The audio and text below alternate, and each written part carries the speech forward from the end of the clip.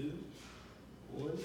Yo, what's going on, guys? Corn here with The Blunt Show, bringing you your blunt advice on a variety of topics. And today's topic is none other than blunts and business. The two B's that don't go together, huh? So in today's episode, we'll be talking to a striving young entrepreneur, runs a multi-million-dollar company, and my business partner and very, very, very good friend, Mr. Adam Deutsch. What's going on, my man? What up, what up, what up? So hey, before we even get into it and get started, I know a lot of people are gonna know you from who's watching, but for those who don't, what is it you do and how did you get started? Well, we are in the logistics business, and we got started because right out of high school, I started working with my dad at a logistics firm, and then about a year after, I realized I wanted more. Now I want to be an entrepreneur, so I went out and bought a truck. We got in the truck and we drove around the country, which was a difficult experience. And Very, very difficult. We'll get into that a little later. Before we keep going, two things. First thing is, this is the Blunt Show, so before we keep going, let's go ahead and light those blunts up. And for those of you guys that are listening on the radio, I hope you also will be lighting your blunts as well. Like that ghost blunt. get them for the ghost. You always gotta light the ghost blunt. So for a lot of people, it sounds intimidating. It seems very tough. But tell everyone, how much did it cost roughly to start the business? Because I know a lot of people think, man, it's going to take an arm and a leg, and it's going to take this, that. But how much did it actually cost for us to start this? Not much. Under $1,000. Under $1,000. Got the truck on 0 down payment, thanks to my boy Adam's great credit.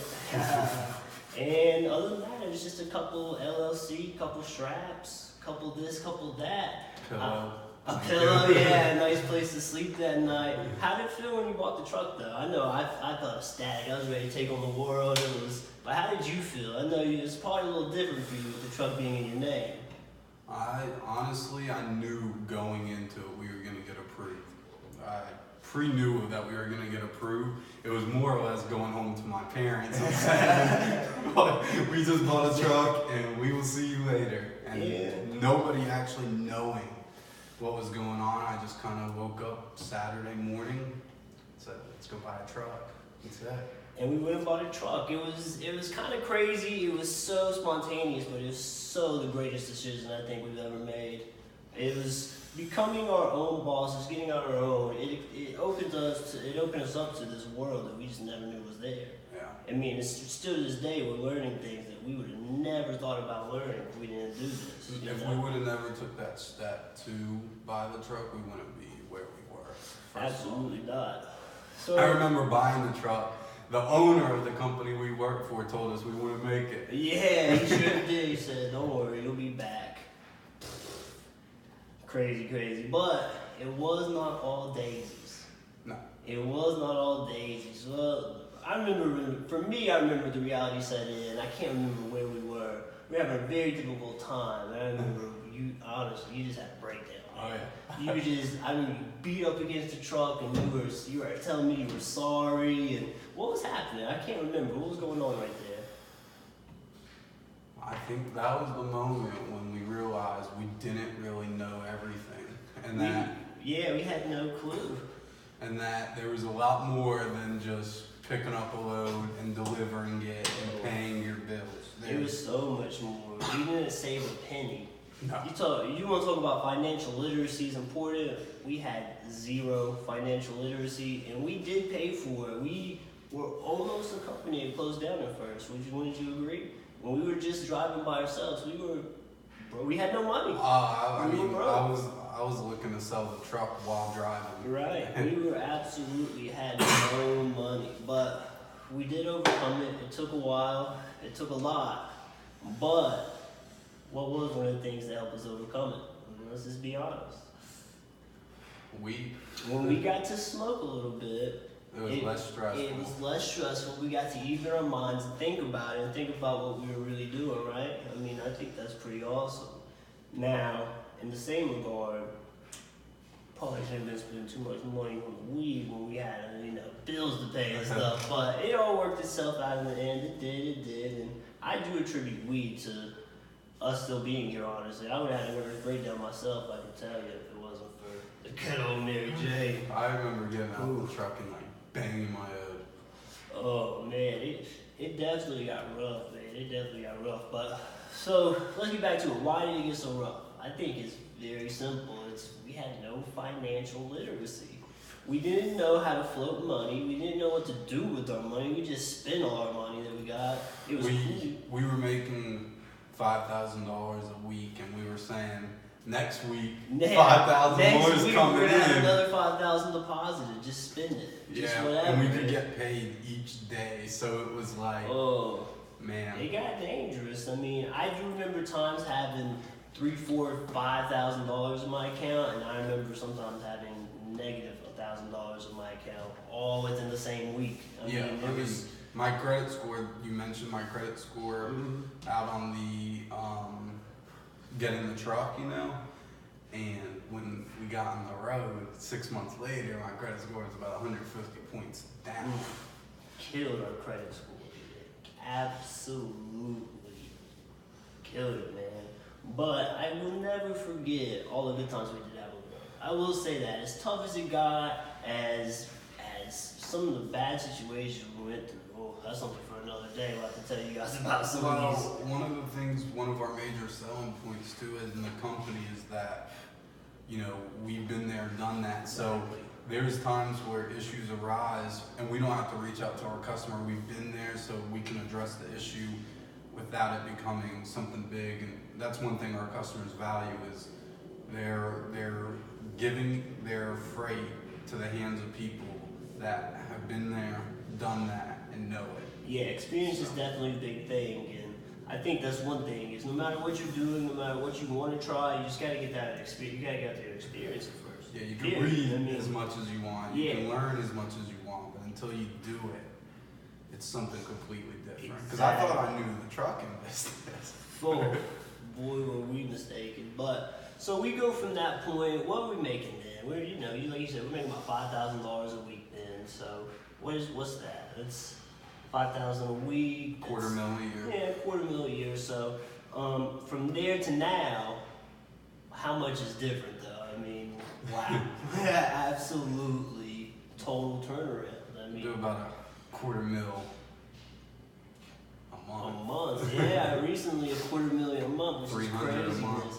But how much in your mindset has changed? How much did you have to change your mindset? Because I know for me, going into it, I was still in the same mindset I was in of, if I make $50,000, it's cool, and as long as this thing stays afloat, I was just kind of ready to ride out the storm, you know what I mean? I was ready to go have fun.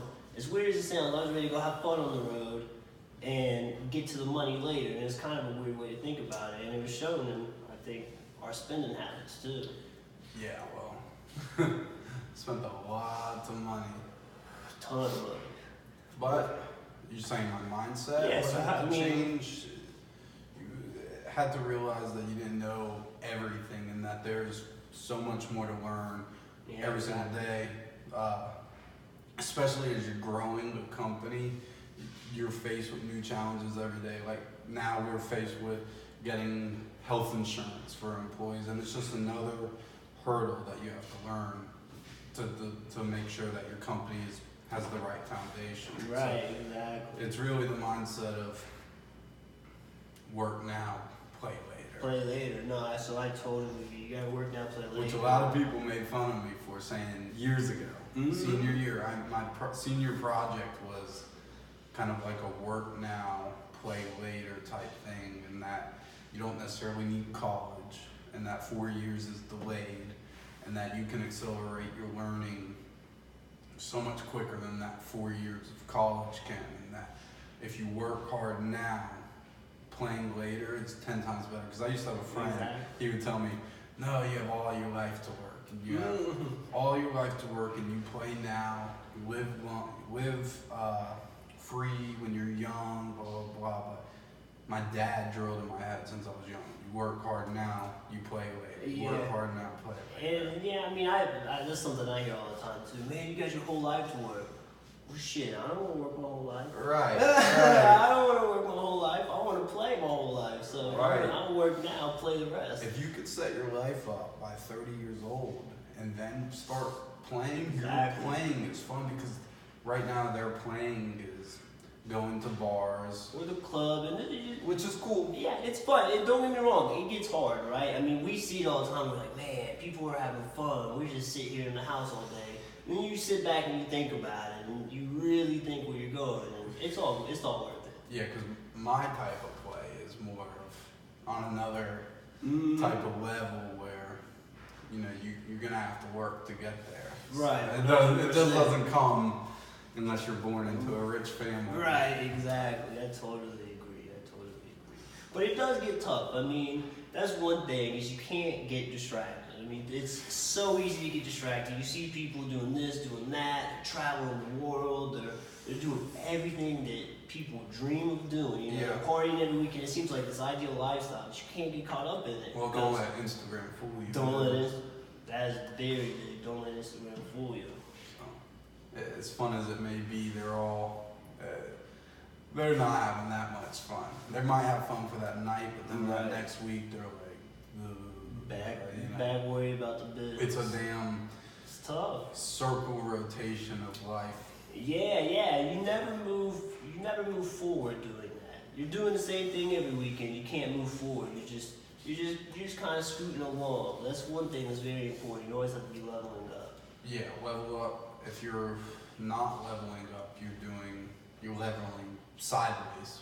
Or down. Or down, and that down. gets you nowhere. So, But leveling up for a lot of people is a daunting proposition. It's like it sounds tough, but it's not tough, right? I mean, be honest with you, what's the number one thing you can do right now to level up and gain more knowledge?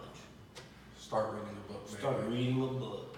Doesn't Maybe. matter how, just pick up and read a book. Read a chapter a day, read 50 pages a day, read a whole fucking book a day. Yeah, because But start reading. all success is following the process of other successful people. Exactly. So and they'll tell you their process, and all you have to do is follow every single day. Ty Lopez says you need 4 things: health, so you work out; wealth, so you learn how to use money, you learn how to make money, you learn how to invest money; love, and happiness. And happiness comes from all 3 of those things. Exactly. I totally agree. Health is important. You gotta work out every day. I think that's pretty self-explanatory. The wealth part, it takes a lot, but again, it comes back to reading. I mean, you could read on so many different things and broaden your knowledge on so many different things. You read the book Rich Dad Poor Dad. Well, that's when I became financially more literate. I won't say completely literate. It took other books and other things, but that's when I started to understand. Not even financials. totally. It's like Right. you constantly have to. And at the same time, so I read that book, I had my financial literacy. Well, now I'm reading Jordan Belfort, Way of the Wolf, and I'm learning sales to a T. I mean, what a book, right? But there's so many different things you can do just within reading these couple of books. It's ridiculous. And I was so resistant to it. I love Jordan Belfort. Oh, Jordan Belfort is a fucking animal. If you guys have a chance to, Way of the Wolf, great. But I'm only about, 7 chapters in probably. It's a fucking great book. It breaks down sales in a way that almost makes it too easy to believe until you go out and you try it and the results are insane. And everyone's in sales. And everyone's in sales. Yeah, I don't care if you think you're in sales or not. If there's one thing that everyone out there, I know there's a lot of influencers and all these rich people that want to make you rich, which is fine, and I'm sure they do, and they all give you good information, but there's one thing they're all saying. Same thing. You need to learn how to sell. You gotta learn how to sell. Doesn't matter what you're doing, you are in sales. Everything. That is a 150% fact. And another 150% fact is I don't think there's anybody better in sales than Jordan Belfort. No. That is, if you're gonna go learn sales, Grant Cardone's cool, he's awesome, and there's all these other guys. Brian Tracy's a really good one too, but man, nobody does it like Jordan Belfort does. Adam put me on to Jordan Belfort, and holy crap. That dude's fucking fire.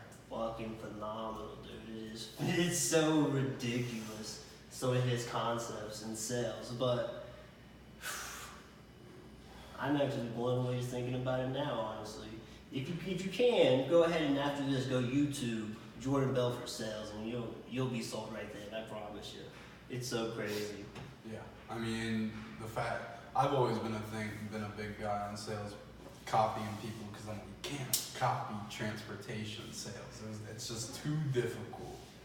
But Jordan Belfort, the first person that recommends them is a global logistics leader. So Yep. that's what got me intrigued. And that's a no-no. Well, we're talking about Jordan. Get out of there. He explains it in a way that if you can't do sales after, well, There is no if you can't do sales. You're just not trying. You're just not trying. If you can't do what he's saying, just read his book, listen to his videos. If you can't do this, you're not fucking trying, man. He said it in there. He said, I've taken people that you never think could sell a thing, and they started making millions of dollars a year and selling. And I believe it. I totally believe it. And there's all kinds of testimonials about it, so you have to believe it. it's all about mindset and breaking down past thoughts that you didn't think were doable. Yeah, so especially financially, right? When I started reading that Rich Dad Poor Dad, I can't remember the author's name, but Rich Dad Poor Dad. Robert Kiyosaki. Robert Kiyosaki, exactly. It almost scared me the way he talked because it was unlike anything I'd ever heard. It was totally opposite of what I grew up learning. Literally, like 100% opposite of what I grew up learning.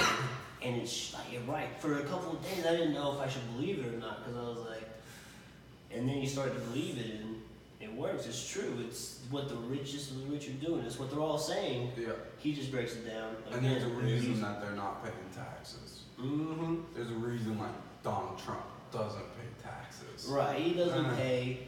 He might pay a little bit of taxes. That dude's not paying taxes. He is writing off. It's all in how you move money. Exactly. Your financial literacy is probably the number one thing. If you don't have financial literacy, you're going to run yourself straight into the ground. Right. You're not going to know what you're doing. And the best way to start is Rich Dad Poor Dad. The best way, and not the only way, but the only way. Well, you also got Richest Man in Babylon. Another great book. Which it's written in English. He says, and everybody can start this today, is put away 10% of your weekly earnings. And if you could do more, great, but 10%. And people were probably saying, nah, there's no way. I'm negative after, but if you put all your expenses on a whiteboard, yeah, you could save 10%. Oh, 100%. I mean, if I didn't have the 10% to save, I'd just quit eating out. I quit eating fast food. I quit eating Uber Eats, whatever it may be, right? And that's easily going to save me my 10%. There's no doubt about it. There's just no doubt. There's something out there that you can set aside, and it's not a need, but a want, and you can save that 10%. And then once you save that 10%, what do you do? You invest it in yourself. Yep. You look. Well, if you don't know how to invest it, the best way to do is invest it in yourself, so that when you do have the money, you can invest it properly. Right, exactly. And invest in yourself, meaning read books. There's a bunch of online courses that are great you can buy. Some are more pricey, some are a little less pricey. I know we just got the Jordan Belfort one. It's a little more pricey, but totally worth it, Tax writeable, tax write-offable. Yeah, tax write-off, which is good. Anything to help with the taxes, right? Anything. That's a great Cardone's big thing. Get that man at the It's all the richest man. Yeah, it definitely is. IRS. That is for sure. Well, all right, guys, it's getting towards the end of the podcast here. But before we go, my man Adam, you had to give them one piece of advice, just one. Why do you do this? Just give them one. Give them a little piece of gold. What would it be? Alright, it's not advice, but it's something that they should all go do. So Okay. I guess it is advice. They should forget all those books we talked about at first and go pick up The Go-Giver by Bob. The and Go- read that first. We'll have to do. We might have to come back and do a book review on that one. Wow, that's another one, the shaky world. I totally agree. Totally agree. The Go Giver with a great one. Well, guys, that's it for this edition of the Blunt Show. Here with my man Adam Deutsch talking about some blunts and business. I hope to see you guys next week, and you guys all have a good one. Deuces. I think you should just do recording. Yeah, I think I'm going to. Huh? I think I'm going to.